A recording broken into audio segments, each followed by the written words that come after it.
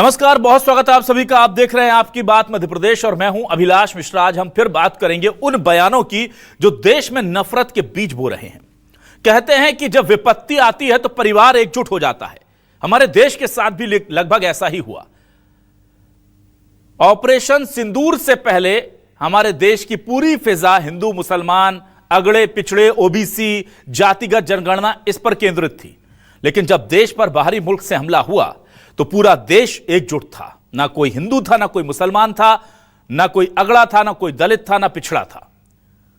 और यह पूरी दुनिया ने देखा कि जब भारत एक साथ एकजुट होकर लड़ता है तो दुश्मनों को क्या अंजाम भुगतना पड़ता है। ऑपरेशन सिंदूर अभी खत्म भी नहीं हुआ कि नेताओं के पेट में दर्द हो गया कि भाई हम तो सालों से अपनी सियासत हिंदू मुसलमान पर करते आए हैं, ये सब एक साथ कैसे होकर के लड़ रहे हैं। कुछ लोगों को लगा कि हमारी पार्टी का वजूद ही जाति पे खड़ा है और यहां तो सारे अगड़े पिछड़े एक साथ लड़ रहे हैं दुश्मन से। ये एक साथ आ गए तो मुल्क भले जीत जाए, हमारी दुकान तो बंद हो जाएगी।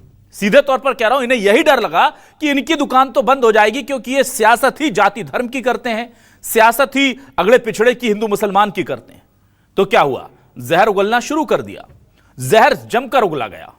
कहीं मंत्री जी ने उगला जिन्हें एक जाबाज योद्धा को योद्धा के तौर पर नहीं बल्कि मुसलमान आतंकियों की बहन के तौर पर देखना पड़ा। एक बयान नेताजी का भी आया है उत्तर प्रदेश से, जो कह रहे हैं कि यह लड़ाई भारतीय सेना ने थोड़ी लड़ी है, पाकिस्तान को धूल भारत के शूरवीरों ने नहीं चटाई है। वो कह रहे हैं कि हमने जो नारा दिया है पीडीए यानी कि पिछड़ा, दलित और अल्पसंख्यक, ये उन तीनों ने चटाई है, बाकी लोगों का कोई योगदान नहीं है इसमें। आप सोचिए किस हद तक नीचे गिर गई ये सियासत। वो कह रहे हैं कि देश को जो जीत मिली है वो सेना ने नहीं दिलाई, वो हिंदुस्तानियों ने नहीं दिलाई, वो तो हमने जो जिस जाति का भला किया अब तक, जो पिछड़े हैं और जो दलित हैं और जो अल्पसंख्यक हैं, उन्होंने दिलाई है। और बाकायदा ये बताते बताते वो एक एक आदमी की जाति बता रहे हैं।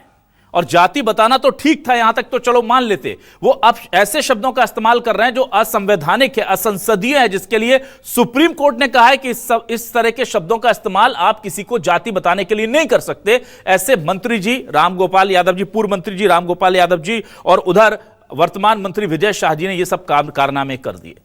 अब सवाल यही है कि जब भी देश एकजुट होता है तो पाकिस्तान से ज्यादा पेट में दर्द हमारे नेताओं को क्यों होता है? क्यों इन्हें जाति बतानी है सेना की? क्यों इन्हें धर्म बताना है सैनिकों का? इसी मुद्दे पर आज शुरू करते हैं आपकी बात।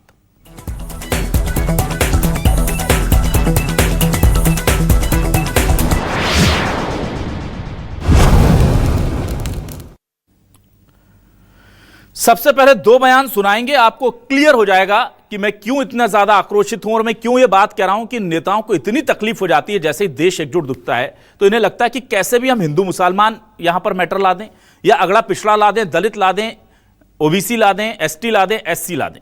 पहले सुनिए मंत्री विजय शाह मध्य प्रदेश के कर्नल सोफिया को लेकर किस तरह की भाषा का इस्तेमाल कर रहे हैं, और फिर रामगोपाल यादव जी समाजवादी पार्टी के वो व्योमिका सिंह जी को लेकर किस तरह की असंसदीय, गैर संवैधानिक भाषा, गैर कानूनी बोलूंगा मैं क्योंकि सुप्रीम कोर्ट ने उस शब्द को बोलने पर रोक लगाई है, उस तरह के शब्दों का इस्तेमाल कर रहे हैं। सुनिए। मैं विजय शाह, हाल ही में मेरे दिए गए बयान से जो हर समाज की भावनाएं आयत हुई है उसके लिए मैं दिल से न केवल शर्मिंदा हूं, दुखी हूं, बल्कि माफी चाहता हूं। हमारी उन बहनों का बदला लेने के लिए, हिंदुस्तान का मान सम्मान रखने के लिए और हमारे विरोधियों को धूल चटाई है, मैं उनका सम्मान करता हूं। हाल के भाषण में जब मेरी इच्छा और मनसा यही थी कि मैं उनके बात को अच्छे से समाज के बीच में रखूं, लेकिन दुखी और विचलित मन से कुछ शब्द गलत निकल गए, जिसके कारण आज मैं खुद शर्मिंदा हूं और पूरे समाज से और समुदाय से माफी मांगता हूं। लेकिन दिव्या सिंह के बारे में इन्हें मालूम नहीं था कि वो कौन, और न एयर ऑपरेशन के जो इंचार्ज थे एयर मार्शल अवधेश कुमार भारती, न उनके बारे में मालूम था, वरना इन्हें भी गाली दी। मैं आपको बता दूं कि दिव्या सिंह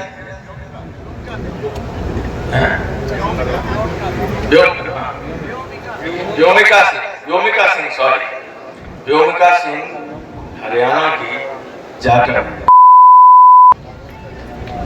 और एयर मार्शल भारती पूर्णिया के यादव है। तो तीनों तो पीडीए के थे। एक को मुसलमान समझ के गाली दी, एक को राजपूत समझ के कुछ नहीं किया, और भारती के बारे में जानकारी नहीं थी। और इस पूरे मामले को लेकर अब सियासत गर्म है। आपको वो बयान भी हम सुनवा देंगे जो विजय शाह ने दिया था। ये तो वो लगातार तीसरी बार माफी मांग चुके हैं। सुप्रीम कोर्ट से फटकार लग गई है, हाई कोर्ट ने भी एफआईआर दर्ज करने के निर्देश दे दिए हैं, तो अब माफी के अलावा कोई रास्ता दिखता नहीं। पर उधर उमंग सिंगार किस तरह के आरोप लगा रहे हैं और डॉक्टर मोहन यादव सीएम जो हैं वो किस तरह से पलटवार कर रहे हैं, दोनों बयान सुनिए। सुप्रीम कोर्ट में इन्होंने अपील करी, हाई कोर्ट के आदेश पे सुप्रीम कोर्ट ने कोई राहत नहीं दी और उल्टी इनको वहां से टिप्पणी मिली कि आप हाई कोर्ट जाइए। और हाई कोर्ट, अभी मुझे जानकारी मिली कि हाई कोर्ट ने कहा है कि जो एफआईआर दर्ज हुई है वो उसमें जुर्म नहीं बनता, नहीं है, तो तत्काल हाई कोर्ट ने भी तत्काल संज्ञान लेके उस पर करिए। तो मैं समझता हूं कि मुख्यमंत्री जी अब आप कुंभकर्ण की नींद से उठिए। बीडी शर्मा जी, आपको भूपेंद्र सिंह जी ने बोला था, ये तो अभी आया 4 साल 5 साल, जब भी आप कुछ नहीं कर पाए। विजय शाह तो मोरा है, एक वहां पे ठाकुर बेटी थी उषा ठाकुर जी, वो तालियां बजा रही थी एक महिला को लेके। मैं इस मामले में इतना ही कहना चाहूंगा कि न्यायपालिका ने जो आदेश दिया है, हमारी सरकार ने उसका यथायोग्य तरीके से पालन किया है और न्यायालय जो कहेगा हम उस हिसाब से चलते जाएंगे। इस्तीफे की मांग कर रही है कांग्रेस। कांग्रेस तो करती रहेगी, कांग्रेस सिद्धारमैया से मांग ले, उनके मुख्यमंत्री रहते हुए। कांग्रेस के सारे मंत्रियों पे मुकदमे चल रहे हैं, कांग्रेस केवल बात ही कर सकती है। कांग्रेस के आचरण में केजरीवाल का साथ चुनाव में लड़कर कदम से कदम मिला के दिया, वो तो मुख्यमंत्री होते जेल में गए थे। कांग्रेस कहाँ गई थी उस समय? कांग्रेस जिस मुंह से बोल रही, कांग्रेस को तो अधिकार ही नहीं बोलने का। कांग्रेस ने जितनी बेशर्मी की हदें पार की है आज तक किसी ने नहीं की। और आइए अब देखते हैं आज के सवाल क्या है। सवाल लेकर आ रहा हूं आपके सामने। हमारे आज के सवाल ये रहे, विजय शाह को लेकर बीजेपी फंसी, कार्रवाई के नाम पर पार्टी ने साधी चुप्पी। सुप्रीम कोर्ट से भी मिली फटकार, कर्नल सोफिया से कांग्रेस बोली हम सब हैं शर्मसार। विधायक जी ने कर्नल सोफिया को लेटर लिखा है। रामगोपाल यादव ने बताई विंग कमांडर व्योमिका की जात, सेना में जाति धर्म की क्यों हो रही है बात। ऑपरेशन सिंदूर में देशवासी एकजुट क्या दिखे, नेताजी सेना में धर्म और जाति दिखाने लगे। सोचिए कहां पहुंच गई ये सियासत हमारी। 3 खास मेहमान मेरे साथ जुड़ रहे हैं, सीधे रुक करूंगा मैं। आज मेरे साथ वरिष्ठ पत्रकार नीरज मेहरी जी जुड़े हुए हैं। नीरज जी, बहुत स्वागत करूंगा आपका। राजपाल सिसोदिया जी, माफ कीजिएगा, हमारे साथ प्रवक्ता बीजेपी से वरिष्ठ नेता जुड़ गए हैं। डॉक्टर राम पांडे, वरिष्ठ नेता प्रवक्ता कांग्रेस से हमारे साथ जुड़ रहे हैं। राजपाल जी, आपका भी स्वागत। डॉक्टर राम पांडे जी, आपका भी स्वागत। और सबसे पहला सवाल मैं डॉक्टर राम पांडे आपसे लेता हूं। देखिए, आपने सुना है कि जब पत्रकारों ने कहा कि कांग्रेस मांग कर रही है विजय शाह जी के इस्तीफे की, तो सीधे तौर पर सीएम साहब ने कहा कि कांग्रेस का तो काम ही है, कांग्रेस अपने लोगों को नहीं देखती। जब अपने लोगों पर कोई आरोप होते हैं तो कहते हैं कि ये तो सिर्फ आरोप है, सिद्ध नहीं हुए या कोई दिक्कत नहीं है। और इधर आप लोग इस्तीफे की मांग कर रहे हैं। उधर साथ ही साथ एक प्रतिक्रिया आपकी रामगोपाल जी के बयान पर भी लूंगा। उन्हें नाम याद नहीं है उस विंग कमांडर का, वो दिव्या सिंह बोल रहे हैं पहले, बाद में उन्हें करेक्ट किया जाता है। नाम तक पता नहीं है पर जाति पता करके आ गए नेताजी कि ये इस जाति के, नाम से लेना देना नहीं है, काम से लेना देना नहीं है, पर जाति पता और जाति का कार्ड खेल दिया। क्या कहेंगे आप?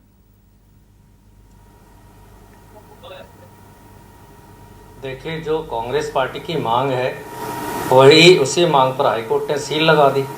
हाईकोर्ट ने स्वतः संज्ञान लिया। आप सोचिए, स्वतः संज्ञान कब लिया जाता है? जब देश के अंदर कोई बहुत बड़ी बात हो जाती है। जब हाईकोर्ट ने स्वतः संज्ञान क्यों लिया? क्योंकि ये सेना का अपमान किया। अभी भारत पाक युद्ध चला, भारत पाक युद्ध में सोफिया कुरैशी और व्योमिका सिंह ने भारत को रिप्रेजेंट किया। भारतीय सेना जिस साहस के साथ लड़ रही थी, पाकिस्तान के अंदर घुस रही थी, तो सोफिया कुरैशी और व्योमिका सिंह पूरी दुनिया के सामने भारत की तरफ से अपना योगदान दे रही थी।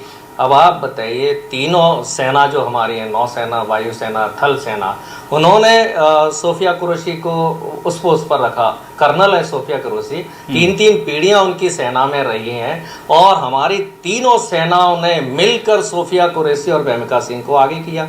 आप सोफिया कुरैशी को कह रहे हैं कि आतंकवादियों की बहन है। भारतीय जनता पार्टी मध्य प्रदेश सरकार का मंत्री कह रहा है। और भारतीय जनता पार्टी उस पर कार्रवाई इसलिए नहीं कर रही है क्योंकि भारतीय जनता पार्टी कह रही है एक तरह से अपने आप में कि ये आतंकवादियों की बहन है। यदि भारतीय जनता पार्टी विजय शाह पर कार्रवाई कर देती तब तो हम ये मानते कि ये विषय विजय शाह का वक्तव्य था।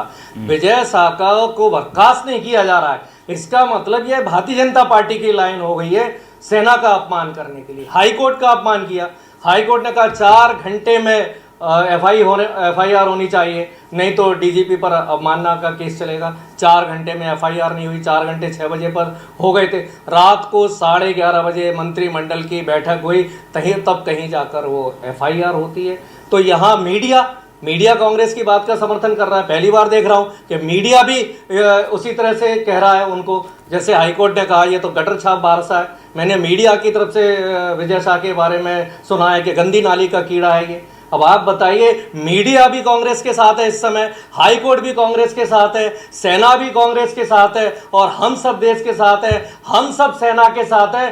फिर भारतीय जनता पार्टी ऐसे इंसान को क्यों बचा रही है? भारतीय जनता पार्टी ऐसे इंसान को इसलिए बचा रही है क्योंकि भारतीय जनता पार्टी स्वयं देश को तोड़ना चाहती है, जो पाकिस्तान चाहता है। पाकिस्तान ने जो धर्म पूछकर हमारे देश में आतंकवादियों ने जो हत्याएं की थी, तो पाकिस्तान भी धर्म पूछकर काम कर रहा है, भारतीय जनता पार्टी धर्म पूछकर काम कर रही है। जो पाकिस्तान हिंदुस्तान में धर्म पूछकर दंगे फैलाना चाहता है, वही काम भारतीय जनता पार्टी हिंदुस्तान के अंदर धर्म पूछकर दंगे फैलाना चाहती है। हम सेना के साथ हैं, भारतीय जनता पार्टी ने सेना का अपमान किया। आप देखिए सोशल मीडिया भरा पड़ा हुआ है पूरा, हर धर्म हर जाति के लोग हैं, यहां तक कि भारतीय जनता पार्टी के समर्थक भी विजय शाह का इस्तीफा चाहते हैं, उसको बर्खास्त करना चाहते हैं।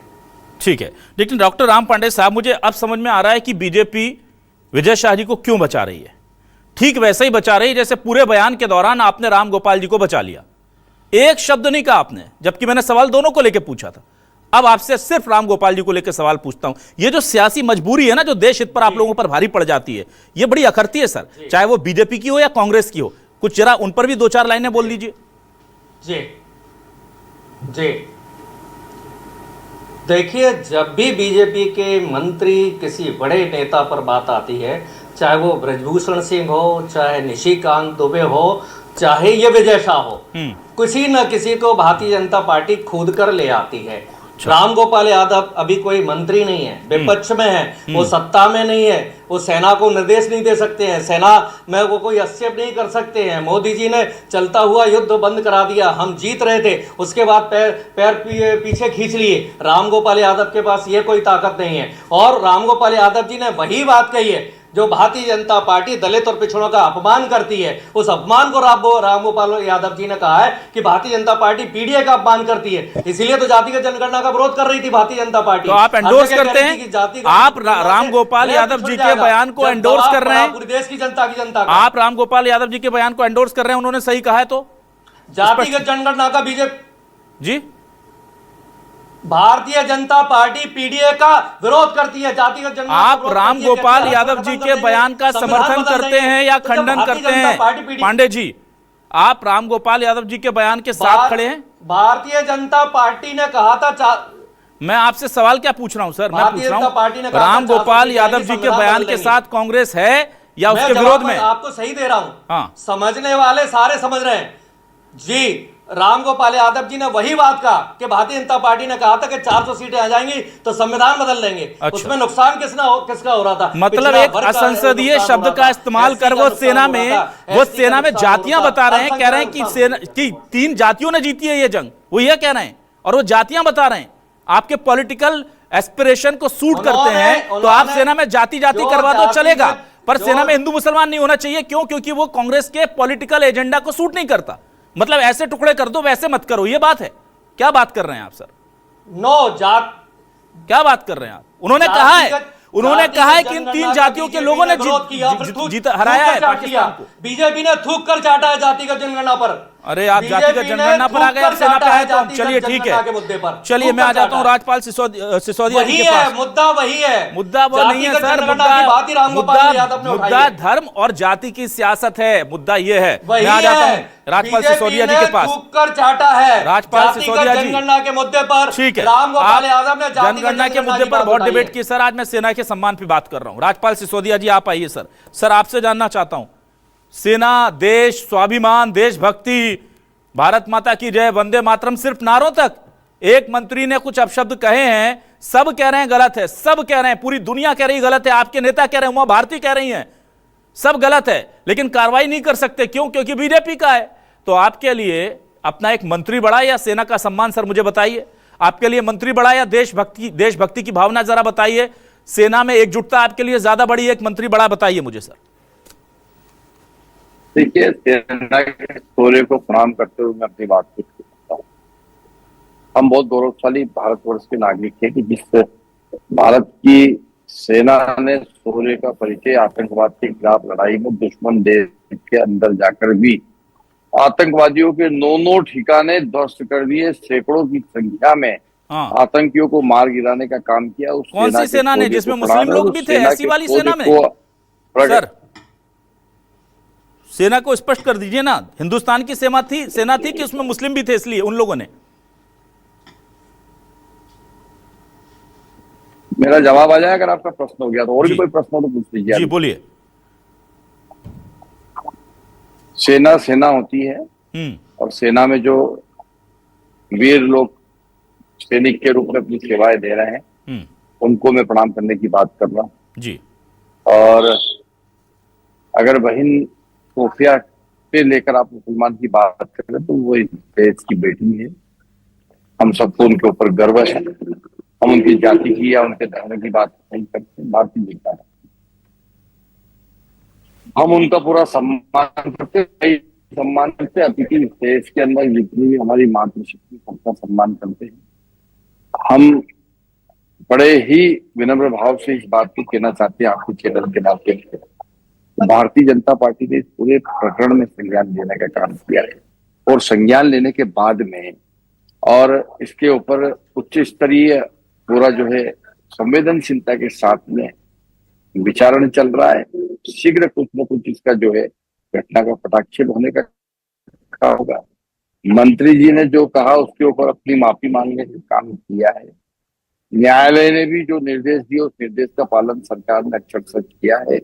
इन सब बातों के साथ साथ मैं जरूर कहना चाहता हूँ कि देश जब इस प्रकार से आतंकवादी घटनाओं के बाद में आतंकवाद से लड़ने का काम कर रहा है, वैश्विक स्तर पर कहीं न कहीं पूरे विश्व की भारत की ऊपर निगाह है, उस समय में नेताओं को संयम के साथ बात करना चाहिए। भारतीय जनता पार्टी का बहुत स्पष्ट कहना है कि मर्यादाओं का उल्लंघन कतई बर्दाश्त नहीं किया जाता। हमारे यहाँ बाकायदा उसके लिए एक सिस्टम है, डिसिप्लिन कमेटी है, तमाम तरह के हमारे यहाँ प्रावधान है। उन सब प्रावधानों को समय आने पे आपके सामने उनके निकल के आएंगे। ठीक है। अब यह है कि माननीय न्यायालय, फिर संवैधानिक प्रक्रिया, फिर विधानसभा की सदस्यता से संबंधित प्रक्रिया, मंत्रिमंडल के संबंध शपथ से संबंधित प्रक्रिया, इन सब प्रक्रियाओं की कानूनी पेचीदगियों के साथ में कानूनी पेचीदगी नहीं सर, सीएम चाहे तो अभी एक ऑर्डर में हट जाएंगे, वो कोई पेचीदगी नहीं है। कहां आप बात कर रहे हैं? सीएम का विशेषाधिकार है किसको मंत्रिमंडल में रखना है किसको नहीं।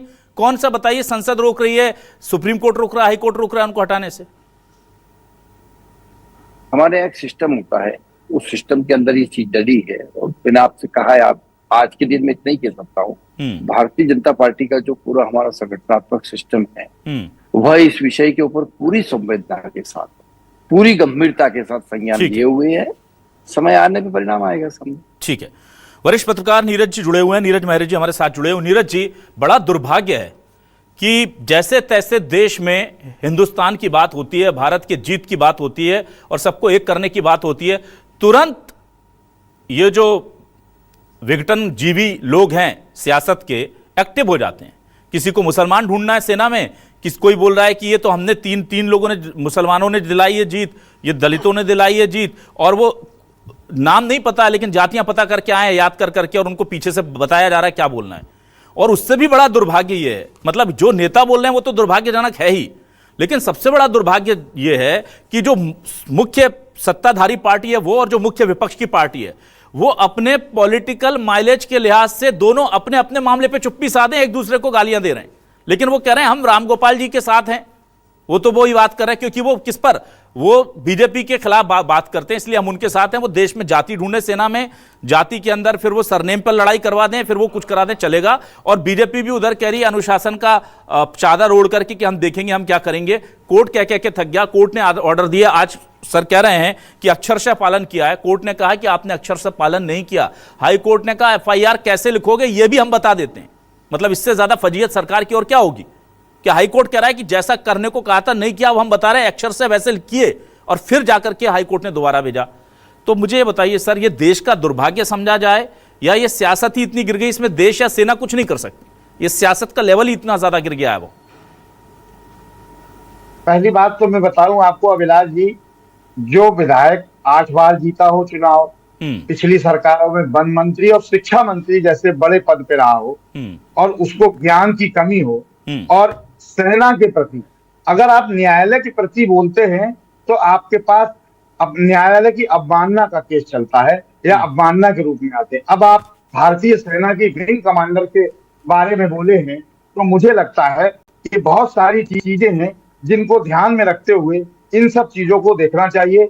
इस तरह की बात बिल्कुल नहीं होनी चाहिए कि इतने सीनियर लीडर 8 बार के विधायक और आप किसके खिलाफ टिप्पणी कर रहे हैं। और उसके बारे में कम से कम, चूंकि आप शिक्षा मंत्री रहे, आपको ये देख लेना चाहिए थे उनकी 3 पीढ़ियां देश के लिए क्या कुर्बानी दे चुकी हैं, वो स्वयं क्या कुर्बानी दे रही हैं। रही बात जो दूसरी है, उसमें पूरी भारतीय जनता पार्टी उनके बचाव में आ गई। अब न्यायालय ये कह रहा है कि FIR कैसे लिखी जाए, इससे ज्यादा शर्मनाक बात मुझे लगता है मध्य प्रदेश के मुख्यमंत्री के लिए नहीं हो सकती। दूसरी बड़ी बात जो राम गोपाल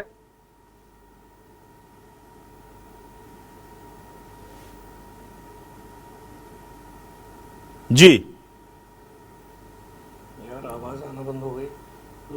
नीरज जी, लगता है आपका सिग्नल कुछ गड़बड़ हो रहा है। मैं आऊंगा आपके पास। डॉक्टर राम पांडे जी, आपके पास आता हूं।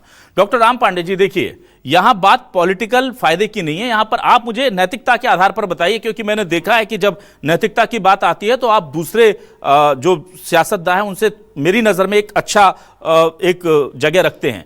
नैतिकता के आधार पर बताइए, चाहे सेना में कोई हिंदू मुसलमान बोले या दलित, अल्पसंख्यक, पिछड़ा, इस तरह की बात करें, क्या ये भारत को इस वक्त करनी चाहिए, भारत के किसी भी नेता को? आप भूल जाइए बीजेपी के नेता थे, कांग्रेस के नेता, बीजेपी ने कहा था इसलिए करनी चाहिए, नहीं। आप एक ईमानदार भारतीय होने के नाते बताइए, क्या किसी को इस तरह से बात करनी चाहिए सेना को लेकर? सर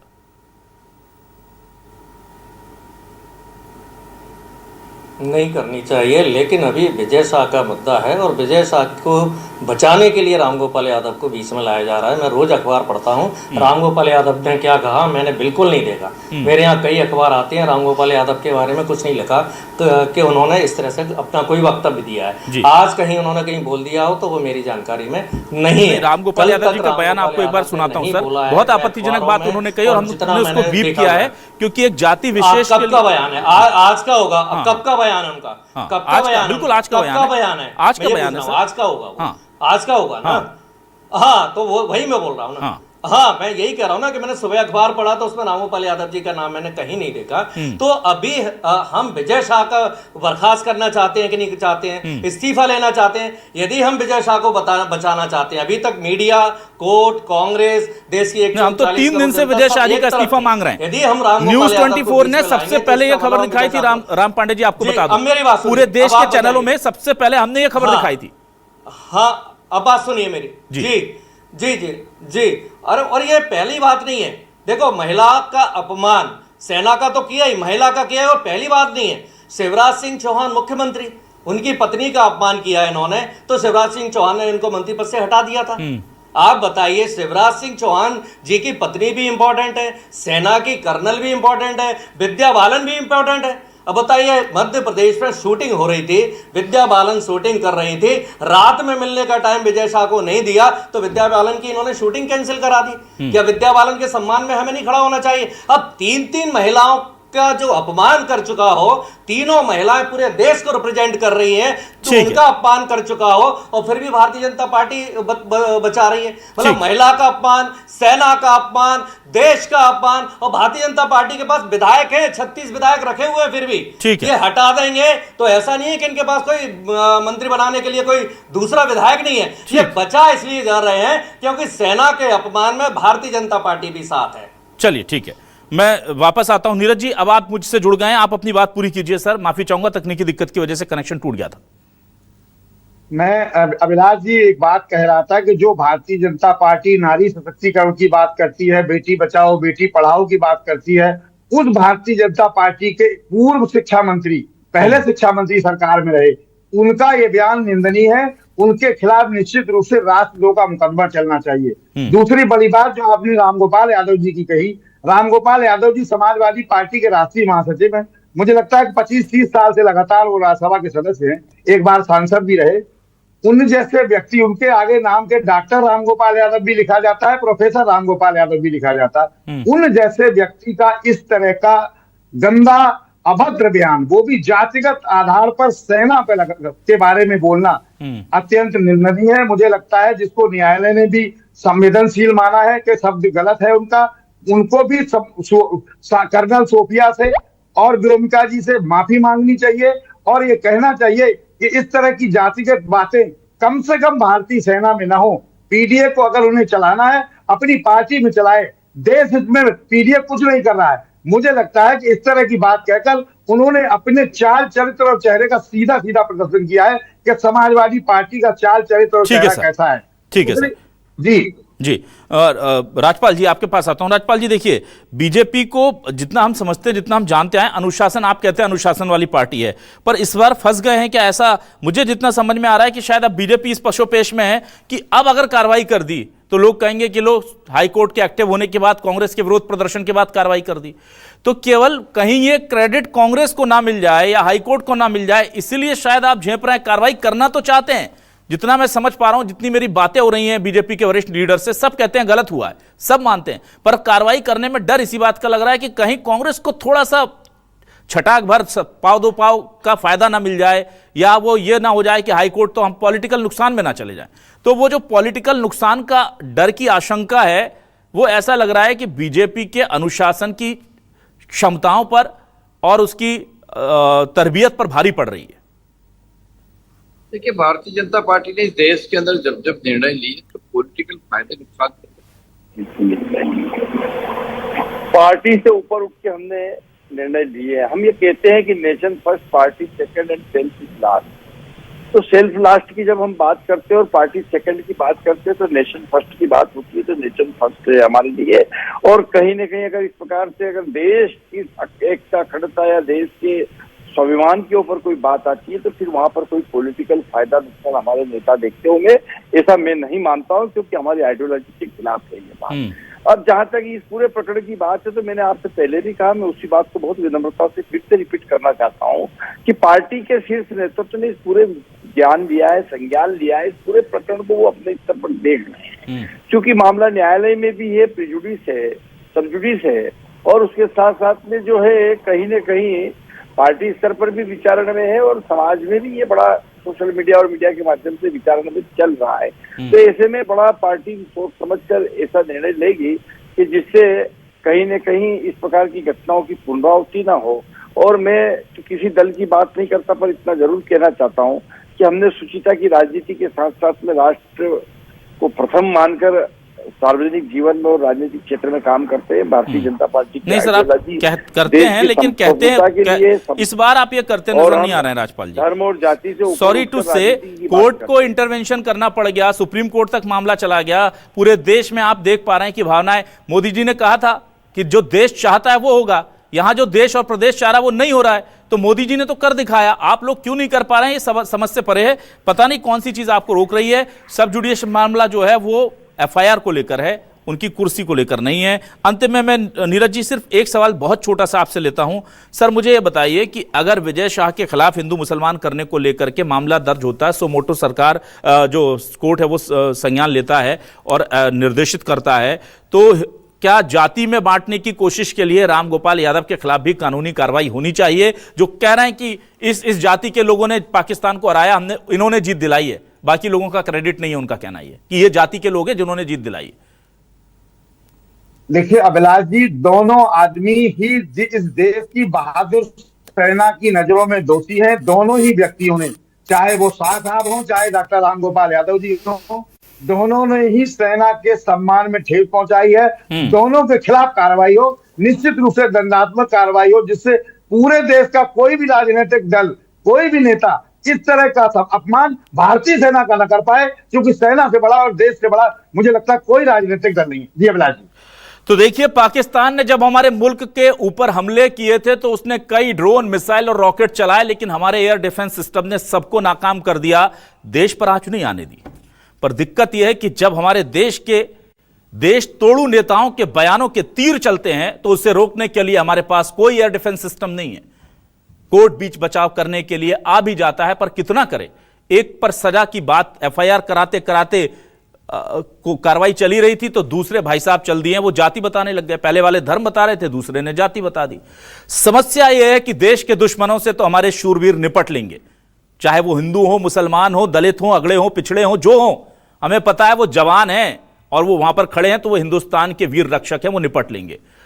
हमारे सामने सवाल सबसे बड़ा यह है कि जो देश तोड़ने की ख्वाहिश रखने वाले अंदर बैठे दुश्मन हैं, इनसे देश कैसे निपटेगा। बहुत शुक्रिया राजपाल सिसोदिया जी, डॉक्टर राम पांडे जी, नीरज मेहरे जी हमारे साथ जुड़ने के लिए, इस डिबेट का हिस्सा बनने के लिए। तमाम दर्शकों का शुक्रिया। नमस्कार।